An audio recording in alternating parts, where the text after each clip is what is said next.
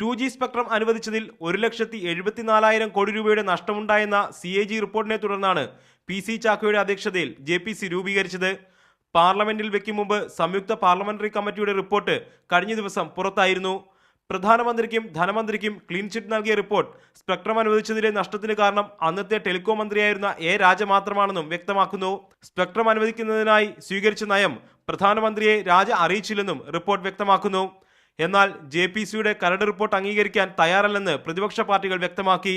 സഭയിൽ വെക്കും മുമ്പ് റിപ്പോർട്ട് പുറത്തായത് സഭയുടെ അവകാശ ലംഘനമാണെന്നും അതുകൊണ്ട് JPC അധ്യക്ഷനെ പുറത്താക്കണമെന്നും ആവശ്യപ്പെട്ട് പ്രതിപക്ഷ പാർട്ടികൾ സ്പീക്കർക്ക് കത്ത് നൽകിയിരിക്കുകയാണ്. ഈ സാഹചര്യത്തിലാണ് JPCയുടെ സമ്പൂർണ്ണ യോഗം ഇന്ന് ചേരുന്നത്. അതിനിടെ തന്റെ ഭാഗം ന്യായീകരിച്ച് രാജ JPC അധ്യക്ഷന് കത്ത് നൽകിയിട്ടുണ്ട്.